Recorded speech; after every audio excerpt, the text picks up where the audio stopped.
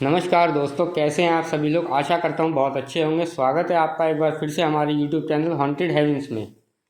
दोस्तों, घर एक ऐसी सुकून की जगह जो आप कहीं भी घूम लीजिए, किसी भी देश विदेश अच्छी से अच्छी जगह चले जाइए, लेकिन जो सुकून अपने घर पे आके मिलेगा ना, वो आपको दुनिया के किसी कोने में नहीं मिलेगा।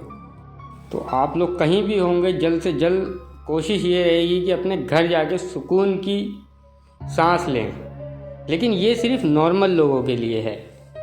लेकिन जिन लोगों के पेरेंट्स गवर्नमेंट सर्वेंट हैं, जिन लोगों के ट्रांसफ़र अक्सर होते रहते हैं, ये उन लोगों के लिए नहीं है। अक्सर देखा गया है कि गवर्नमेंट सर्वेंट की ट्रांसफ़र होती रहती है, हर 4-5 साल में उन्हें एक नई जगह मिलती है जहाँ पे उन्हें जाना होता है। फिर ऐसे करते करते उन लोगों को कह सकते हैं कि एक आम आदमी से ज़्यादा एक्सपीरियंस होते हैं हर चीज़ का। अक्सर देखा गया है कि इतने सारे घर चेंज करने की वजह से इन लोगों के साथ कई बार ऐसे एक्सपीरियंस हो जाते हैं जो कि इन्हें अंदर तक हिला के रख देते हैं। क्योंकि ये बात कोई नहीं जानता, जिस जगह को ये लोग अपना घर बोल के रह रहे होते हैं उसका अतीत क्या है, उसका भूतकाल क्या है, उस घर ने क्या चीज़ फेस करी हुई है, क्या चीज़ उस घर से पुरानी जुड़ी हुई है। अक्सर ऐसे ही होता है कि इस तरह के जो लोग होते हैं वो ज़्यादा छानबीन भी नहीं करते हैं। बिना किसी छानबीन के, बिना किसी जांच पड़ताल के प्लॉटेड घर या रेंटेड घर में शिफ्ट हो जाते हैं। तो दोस्तों, कुछ ऐसे ही हुआ हमारी आज की कहानी में एक काजल नाम के परिवार के साथ, जब उसके पापा का कानपुर में ट्रांसफ़र हुआ और वो लोग कानपुर में जाके रहने के लिए एक नए घर में शिफ्ट हुए। शिफ्ट होने के बाद क्या हुआ उस घर में, क्या था उस घर का रहस्य, क्या था उस घर का राज, आइए जानते हैं आज की कहानी में पूरे डिटेल में। दोस्तों, कहानी की शुरुआत होती है आकृति के साथ, जब वो क्लास 10th में पढ़ती थी और उसके फादर की एक गवर्नमेंट जॉब थी जो कि 4-5 साल में उसके पापा का ट्रांसफ़र हो जाया करता था। आकृति के परिवार में 4 लोग थे, आकृति, उसके मम्मी पापा और एक उसकी छोटी बहन। ये बात तब की है जब उसके पापा के 4 साल पूरे हो गए थे उसके करंट शहर में, और यहाँ पे इन लोगों के काफ़ी अच्छे दोस्त भी बन गए थे। इसी बीच आकृति के पापा एक दिन घर पे आए और उन्होंने अपने अगले ट्रांसफ़र की न्यूज़ सबको दी, और इनकी मम्मी को भी अब इन सब चीज़ों की आदत हो गई थी। लेकिन इसके बाद आकृति और नेहा काफ़ी ज़्यादा दुखी हुए। जब ट्रांसफ़र हो ही गया था तो इन लोगों को शिफ्ट तो होना ही था। कुछ दिन बाद इन लोगों ने अपना सारा सामान पैक किया और पैक करके उत्तर प्रदेश के कानपुर शहर में पहुंच गए। इसके पापा को गवर्नमेंट की तरफ से एक घर वहाँ पे अलाउड कर दिया गया था, इसीलिए ये लोग वहाँ पर आने के बाद उसी घर में डायरेक्ट शिफ्ट हो गए। और इस घर में सब कुछ नॉर्मल था, इन लोगों को अब तक कुछ भी गलत महसूस नहीं हुआ था। हाँ, एक कमरा था जो कि पीछे वाले प्लॉट के साथ जुड़ता था। वहाँ पे जाने के बाद हर एक इंसान को कुछ भारीपन सा महसूस होता था। लेकिन अच्छी बात थी कि आज तक इन लोगों के साथ कभी कुछ गलत नहीं हुआ था। अब फाइनली ये लोग नए नए घर में शिफ्ट हो गए थे और इनका नए नए स्कूल में एडमिशन भी हो गया था। तो कुछ समय बीता, अब इन लोगों की इंटर वेकेशन भी स्टार्ट हो गई थी। इंटर वेकेशन की एक दिन की बात है जब आकृति की मम्मी मशीन में कपड़े धो रही थी और इसकी छोटी बहन पड़ोस में ही एक घर में अपनी फ्रेंड के साथ खेलने गई हुई थी। कपड़े धोने के बाद इसकी मम्मी ने कहा कि तुम्हें थोड़े बहुत कपड़े लेकर ऊपर चलो, आज धूप अच्छी निकल रही है, मैं बाकी के बचे हुए कपड़े लेकर के आती हूँ। फाइनली आकृति ने वो कपड़े उठाए और उन्हें लेकर के टेरिस पे चली गई और अपनी मम्मी का इंतजार करने लगी। वो टेरिस पे घूम ही रही थी कि अचानक से ठंडा बहुत तेज़ हवा का झोंका आकर के इसके चेहरे से टकराया।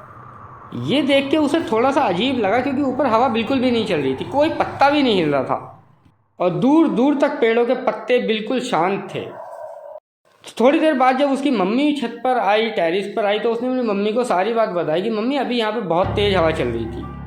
उसकी मम्मी ने कहा, कैसी हवा, यहाँ पे तो कोई भी हवा नहीं चल रही थी। और फाइनली दोस्तों, फिर ये बात यूं ही आई गई हो गई, मतलब टाल दी गई, अनदेखा कर दिया गया। इसके बाद इन लोगों ने टेरिस पे कपड़े सुखाए और काफ़ी देर तक धूप में बैठे।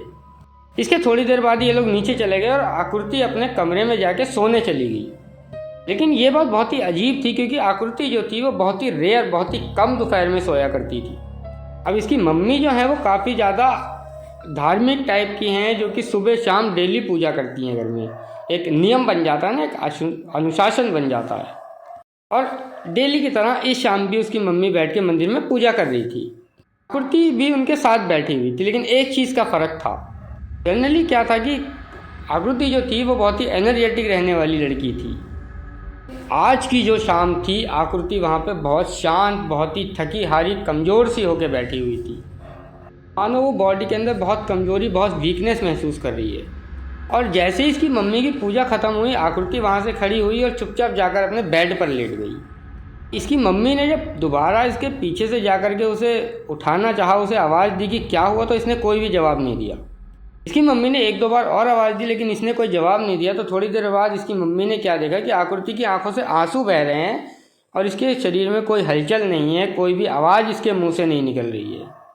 ये सब देख के इसकी मम्मी थोड़ी घबरा गई और काफ़ी पूछने की कोशिश करी कि ऐसा क्या बात है, क्यों ऐसा कर रही है। लेकिन आकृति के मुंह से कोई भी जवाब नहीं निकल रहा था, सिर्फ उसकी आंखों से आंसू बह रहे थे।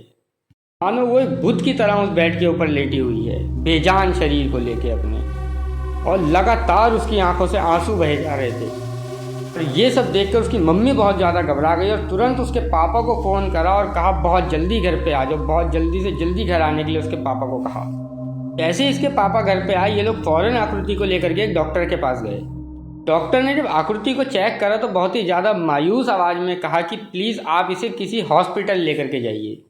ये लोग डॉक्टर के यहाँ से आकृति को हॉस्पिटल लेकर के गए और हॉस्पिटल में जाते ही आकृति का चेकअप स्टार्ट हुआ। और थोड़ी देर बाद डॉक्टर रूम से बाहर आए और फाइनली दोस्तों उन्होंने भी बहुत मायूसी के साथ कहा कि आप इसे घर ले जाइए, ये शायद सर्वाइव नहीं कर पाएगी। डॉक्टर की ये बात सुनकर के उसके मम्मी पापा, उसके पेरेंट्स बुरी तरीके से टूट गए और वहीं पे ज़ोर ज़ोर से रोने लगे। उन्होंने बहुत सारी चीज़ें डॉक्टर से पूछी, डॉक्टर ने बहुत सारी चीज़ें उन्हें बताई, एक्सप्लेन करी। लेकिन कुल मिला के दोस्तों फाइनल मुद्दा यही था कि कुल मिला के जो डॉक्टर ने कह रहे थे कि अब ये सर्वाइव नहीं कर पाएगी। फिर दोस्तों जैसे तैसे करके इन्होंने अपनी जो हिम्मत थी वो बनाई, अपने आप को संभाला इस सिचुएशन से और अपनी बेटी को लेकर के घर आ गए। और घर आने के बाद इसकी मम्मी रोते हुए पूजा करने के लिए बैठ गई और आकृति की स्वास्थ्य के लिए दुआ मांगने लगी। और अचानक से थोड़ी देर के बाद आकृति एकदम ठीक हुई और अपने बेड से खड़ी हुई और अपनी मम्मी को आवाज़ दी। और ये सब देख करके सभी लोग बहुत हैरान रह गए, हक्का बक्का रह गए और भागते हुए सब उसी के पास गए। और डॉक्टर फिर से घर पे आए और इस बार जब डॉक्टर ने आकृति को चेक किया तो डॉक्टर एकदम से हैरान रह गए ये सब कुछ देख करके। आकृति का blood pressure, temperature, heart beat सब कुछ नॉर्मल है, मानो उसे कुछ हुआ ही नहीं था। आकृति का पूरा शरीर जो कि एकदम से ठंडा पड़ चुका था वो बिल्कुल नॉर्मल हो चुका था। ये बात कोई भी नहीं जानता था कि आखिर ये कैसे हुआ, कैसे संभव है।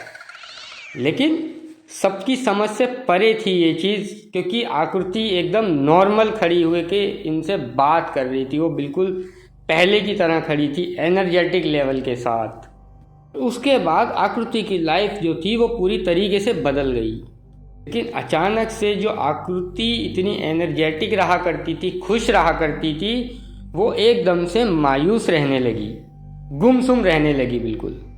हालांकि ऐसा नहीं था, वो नॉर्मली स्कूल भी जा रही थी, घर के काम भी कर रही थी, जो काम वो करती थी रोज़मर्रा के अपने। उसकी तबीयत के साथ कुछ ऐसा फैक्टर था, कुछ ऐसी समस्या थी जो कि किसी की भी समझ में नहीं आ रही थी। उसकी तबीयत जो ख़राब रहने लगी थी और 1-1.5 साल तक लगभग ये सब कुछ यूं ही चलता रहा। इस 1-1.5 साल के बाद उसके पापा का एक बार फिर से यूं ही ट्रांसफ़र हो गया, किसी रीजन से हुआ होगा। ये जब ट्रांसफ़र हुआ तो इस ट्रांसफ़र के बाद उसकी तबीयत और ज़्यादा ख़राब रहने लगी। वो बहुत ज़्यादा बीमार रहने लगी, उसको बहुत ज़्यादा दिक्कत फेस करनी पड़ी, बहुत ज़्यादा दिक्कतें रहने लगी, उसको बहुत परेशानी होने लगी। जब भी उसकी बॉडी के टेस्ट करवाए जाते तो सारी चीज़ें नॉर्मल रहती, लेकिन उसकी बॉडी में फीवर, वीकनेस, ये सारे सिम्टम्स जो थे वो रेगुलर रहते थे, लेकिन रिपोर्ट सारी नॉर्मल आती थी। कभी कभी उसकी बॉडी में स्क्रैच मार्क्स भी मिलते थे, स्पेशली उसके हाथों पर, उसके पैरों पर। अक्सर उसको रात को बहुत ही बुरे बुरे डरावने सपने आते थे, जिस कारण से वो अपनी मम्मी के पास सोया करती थी। उसकी मम्मी भी इन सब चीज़ों से बहुत ज़्यादा परेशान रहती थी और उसके फादर जो थे उनकी जॉब फील्ड में थी, तो इसलिए उनके पास भी बहुत ज़्यादा वक्त नहीं रहता था। फिर भी वो अपनी तरफ से पूरी कोशिश कर रहे थे। जितने भी लोगों ने डॉक्टर सजेस्ट किया उन्होंने उन सभी से बात करी, सबको चेकअप कराया, फिर भी इसकी तबीयत का कोई क्लियर जवाब नहीं मिल रहा था, कोई क्लियरिफिकेशन नहीं मिल रही थी इन लोगों को। और ये सब चीज़ें चलते चलते अब लगभग 4 साल हो चुके थे। आकृति जो थी वो इन 4 सालों से अपनी तबीयत, अपने स्वास्थ्य के साथ बहुत बुरी तरीके से जूझ रही थी। फाइनली एक दिन उसके पापा डॉक्टर के यहाँ से दिखा के वहाँ से निकल ही रहे थे और सामने की तरफ एक स्वीट शॉप में एक इंसान बैठा हुआ था और उसने इसके पापा को आवाज़ दे करके बुलाया। आदमी ने कहा कि मैं आपको 4 सालों से देख रहा हूँ, आप अक्सर अपनी बेटी को लेकर के यहाँ पर आते हैं। आदमी इनसे पूछता है कि आप अपनी बेटी को लेकर के काफ़ी परेशान हैं, अगर आप बुरा ना माने तो मैं आपसे कुछ पूछ सकता हूँ, क्या बात है। इन लोगों का क्या था कि ये लोग नए नए लोगों से बात करते रहते थे, डॉक्टरों की एडवाइस लेते रहते थे, डॉक्टरों से सजेस्ट करते रहते थे। तो इसके पापा को लगा कि शायद इस आदमी के पास किसी अच्छे डॉक्टर का सजेशन हो। इसके पापा ने आकृति के साथ जो कुछ भी चल रहा था सारी बातें इस आदमी को बता दी। तो उस आदमी ने कहा कि अगर आप मेरी बात मान लो और मेरे पे एक बार विश्वास करो तो हमारे यहाँ पर एक माता जी आती हैं, उन्होंने बहुत सारे लोगों को ठीक किया है, आप एक बार मेरे कहने से प्लीज़ उनसे मिल लो। और इसके पापा ने वहाँ पे उस आदमी से कुछ भी नहीं कहा, उस आदमी का नंबर लेके सिर्फ अपने चुपचाप घर पे आ गए और सारी बात अपनी वाइफ से डिस्कस करी। वैसे तो ये लोग इन सब चीज़ों में विश्वास नहीं रखते थे, इन चीज़ों से बहुत दूर रहते थे, लेकिन क्या था कि अब सवाल इनका नहीं इनकी बेटी का था। तो इन्होंने सोचा अगर ऐसी बात है तो क्यों ना एक बार उससे मिल लिया जाए। और 1 महीने के बाद अचानक से उस आदमी का कॉल इनके पास आया।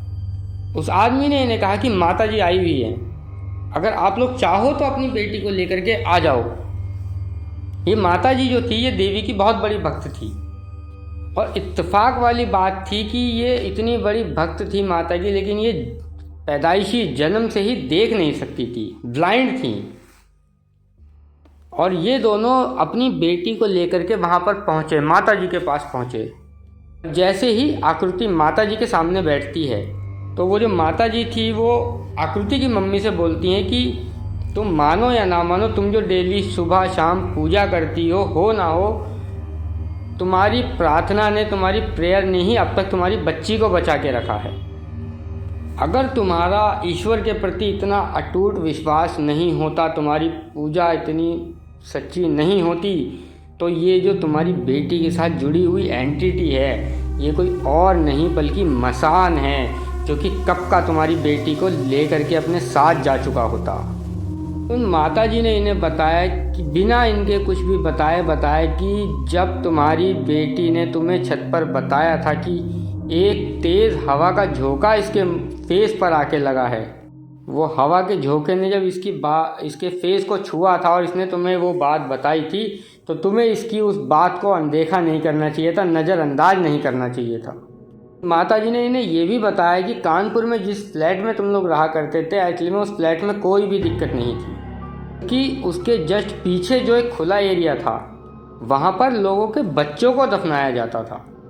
उस दिन जब आकृति अकेली टेरिस पर थी, छत पर थी, और किसी और के लिए ये एंटिटी छोड़ी गई थी, ये मसान छोड़ा गया था जो कि तुम्हारी बेटी से टकरा गया। फाइनली आपकी बेटी उसके चपेट में आ गई। माता जी ने इनको बताया कि अमावस्या के दिन तुम्हारी बेटी के लिए एक स्पेशल पूजा करनी पड़ेगी और इसका पिंडदान करना पड़ेगा। उन्होंने कहा कि जब तलक कैसे भी करके तुम्हारी बेटी को बचा के रखना पड़ेगा। उन्होंने कहा कि इन दिनों में इसकी तबीयत बहुत ज़्यादा ख़राब होगी। और उसके बाद उन माता जी ने उसको एक काला धागा दिया और देवी की पूजा करने के लिए कहा। एग्जैक्टली ऐसा ही हुआ।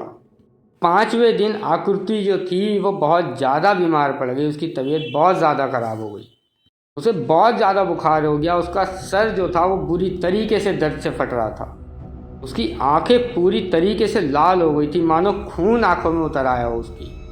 और इसके परिवार वालों को देख करके ऐसा लग रहा था कि हमें नहीं लगता कि आकृति जो है वो आज सरवाइव कर पाएगी, वो आज बच पाएगी। और फाइनली इसके बाद जब माताजी ने पूजा स्टार्ट करी, धीरे धीरे उसके बाद आकृति की तबीयत में सुधार आने लगा।